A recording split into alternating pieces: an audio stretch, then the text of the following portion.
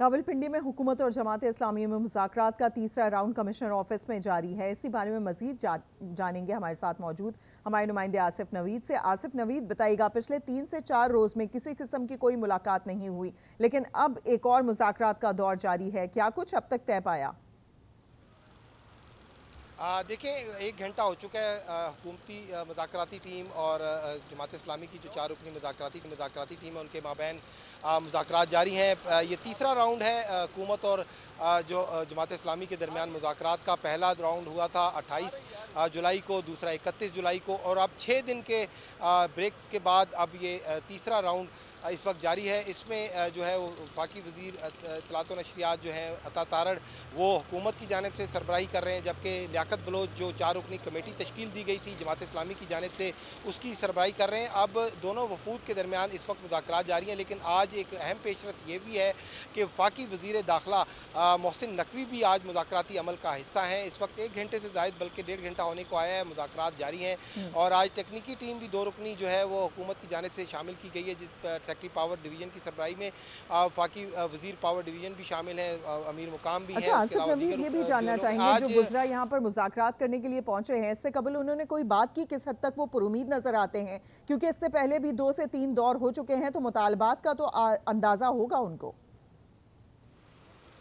دیکھیں مطالبات کا تو اندازہ تھا۔ جو پہلا راؤنڈ تھا اس میں مطالبات میں سے پہلا مطالبہ تو حکومت نے فوری مان لیا تھا، جو ان کے گرفتار کارکنان تھے ان کو چھوڑ دیا تھا، لیکن جو دیگر معاملات تھے جس میں بجلی کے آئی پی پیز کے ساتھ اس کی بندش کے ساتھ، اس کے ساتھ ان کا ریشیڈول کرنا اور دیگر جو معاملات تھے بجلی کے نرخوں میں کمی کے حوالے سے، تو اس پر ٹیکنیکل کمیٹی تشکیل دی گئی تھی۔ تو اس کہا گیا تھا کہ ٹیکنیکل جو کمیٹی ہے اس کے وہ جو ہے معاملات دیکھے گی، اس کے بعد جو ہے کسی نتیجے پر پہنچا جائے گا۔ تو ابھی جو ہماری بات چیت ہوئی تھی حکومتی اراکین سے، تو ان کا یہی کہنا تھا کہ وہ خاصے پر امید دکھائی دے رہے تھے کہ آج ہم کسی نہ کسی نتیجے پر پہنچ جائیں گے۔ اسی لیے وزیر داخلہ بھی اس اہم ترین میٹنگ میں موجود ہیں، اور ذرائع کا یہ کہنا ہے کہ آج یہ جو معاملات ہیں یہ نتیجہ خیز ثابت ہوں گے، ٹھیک آصف، اور آپ بھی اس جتنے کو بھی مسلسل معاملات ہیں کور کر رہے ہیں، آپ سے جاننا چاہیں گے تمام مطالبات ہمارے سامنے ہیں، کون سا ایسا کوئی مطالبہ ہے جس کے اوپر آپ کو لگتا ہے کہ ایک دفعہ پھر مذاکرات ناکام ہو سکتے ہیں؟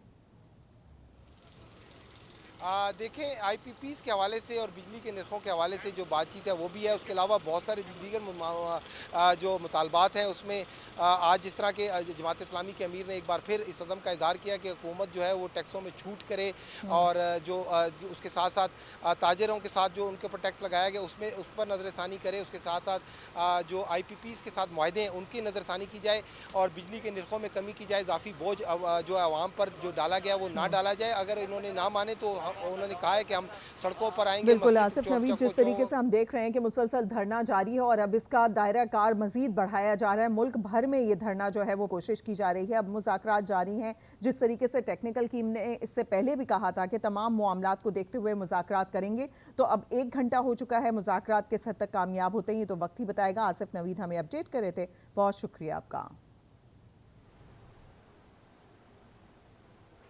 راولپنڈی میں تو مذاکرات کا راؤنڈ جاری ہے، مگر کراچی گورنر ہاؤس کے باہر جماعت اسلامی کا دھرنا 5ویں روز میں داخل ہو گیا ہے۔ مزید جانتے ہیں آج نیوز کے نمائندے کریم ملک سے۔ کریم بتائیے گا دھرنے کے شرکاء کے حوالے سے کیا اپڈیٹس ہیں آپ کے پاس؟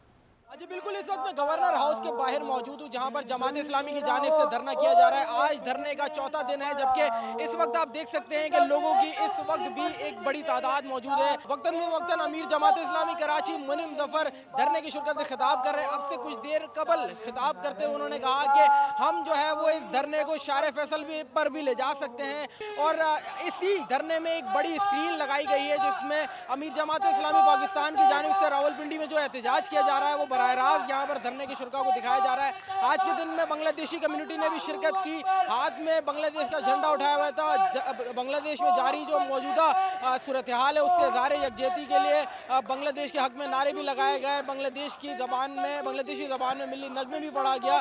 ساتھ ہی ساتھ مین جو اس مطالبات ہیں وہ یہی ہیں کہ ملک میں بڑھتی ہوئی مہنگائی اور آئی پی پیز معاہدے کے خلاف یہ احتجاج کیا جا رہا ہے، اور یہ احتجاجی دھرنا تب تک جاری رہے گا جب تک یہ مطالبات قبول نہیں کیے جاتے۔ جی ٹھیک ہے کریم ملک، بہت شکریہ آپ کا۔